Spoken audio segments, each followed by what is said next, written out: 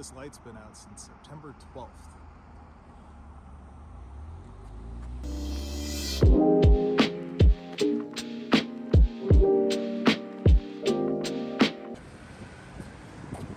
So why has this light been out for so many weeks?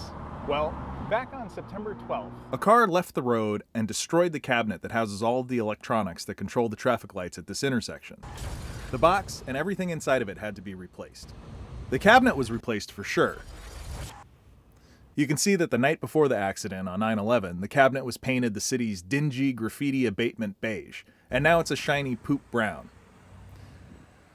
Whether everything or even anything inside has been replaced is anyone's guess. The city claims it has been. They say that everything is ready to go on their end, but they can't restore the signal to normal operation until Metrolink makes the connection to their crossing guard to sync it with the traffic signal. I'm dubious, so I called Metrolink to confirm the city's story. I wasn't overly optimistic about reaching someone who would be able to answer my questions by calling the main customer service line, but it wasn't a total waste. Welcome to Metrolink's customer information system. After 5 minutes on hold, a picture began to emerge about what might be going on here. Maybe, like so many other businesses and agencies in America, Metrolink is dysfunctional. The only other number I could find was for reporting non-emergencies. Metrolink Security, I can help you. Yeah, I live in Simi Valley, and we've had a traffic light that's been out for the past couple of weeks, and the city says that they're waiting on Metrolink to come and make a connection to the crossing guard. I wanted to find out if that's true. I am unsure of that. I can transfer you to back office. They may give you a better answer. Okay. As soon as I live in Simi Valley, and we've had a traffic light that's been out for the past couple of weeks, and the city says they're waiting on Metrolink to come and make a connection to the crossing guard, and I wanted to find out if that's true. Yeah, I wouldn't have any information on that. I'm starting to get the sense that Metrolink might not have any idea the city is waiting for them to sync their crossing guard. Meanwhile, the intersection is a clusterfuck.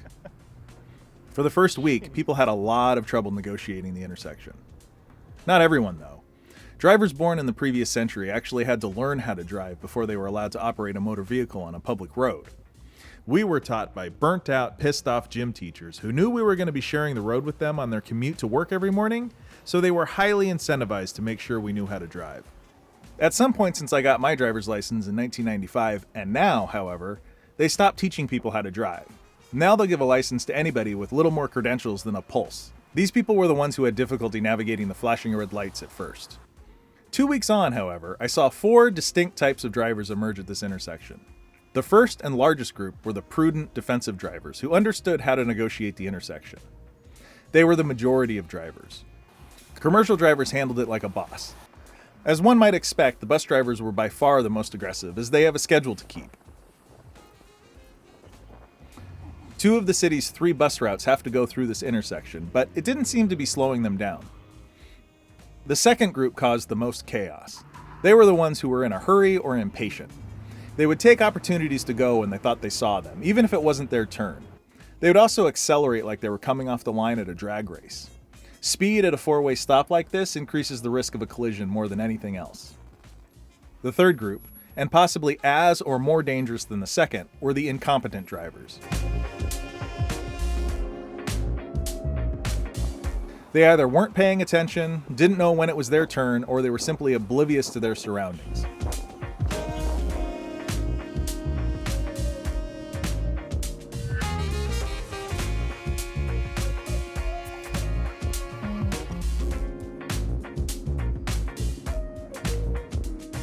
Most of the narrowly avoided accidents I saw occurred when impatient drivers met incompetent drivers in the middle of the intersection.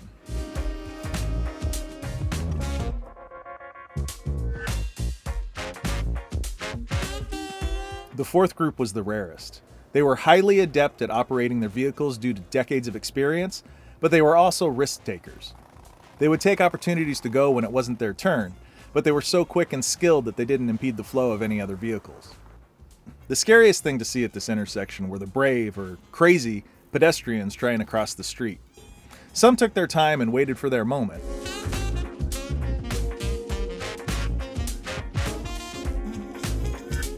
Others thought the crosswalk button might help them, even though the signals were clearly not functioning properly. That always cracks me up. As we enter the third week of disorder at one of the most heavily traversed intersections in the city, my biggest takeaway from this debacle is that a broken traffic signal is almost as good an instructor as a burnt-out, pissed-off gym teacher. This morning in the Acorn, I saw this article, Let There Be Lights, saying Simi Valley drivers will soon find relief from traffic headaches at one of the city's busiest intersections. If all goes as planned, signals at Los Angeles Avenue and Erringer Rd should be operational again this weekend. That's today.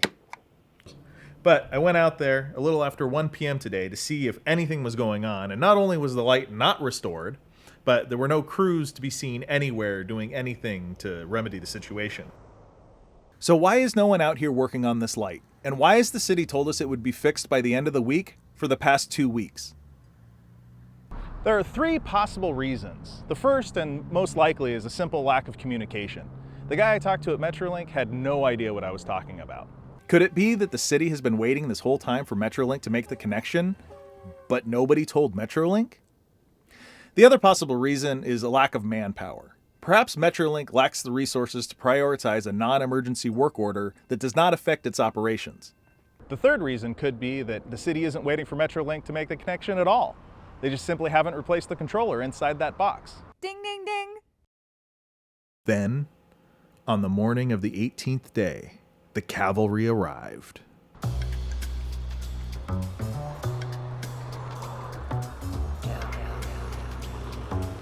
So these are the city contractors, and over there, behind that bush, is Metrolink.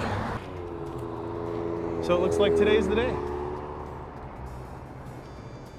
2 weekends late. Metrolink's doing their thing on their end. City contractors are doing their thing on their end. The crew had a lot of work to do inside the box, and when it was done, they collected all of the stop signs and then fearlessly walked into the middle of the intersection and stopped all traffic.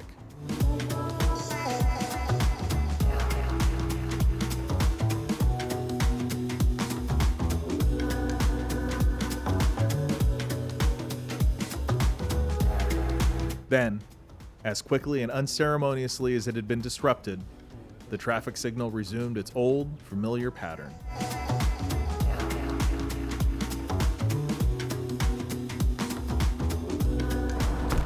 It's back. The light's working again. For the first time in 2.5 weeks, there's something other than flashing red lights. There's even pretty green. And for all their effort, the crew got a celebratory honk from a single car.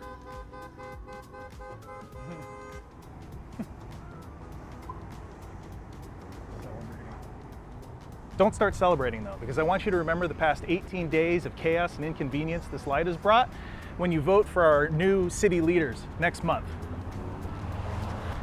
And since I made a phone call to Metrolink on Friday and a crew is out here on Monday, I'm taking full credit for the resolution of this issue. Thanks, guys. You're heroes.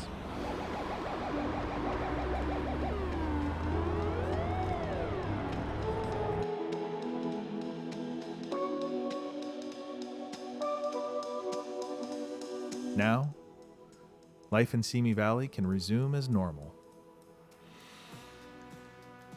Great.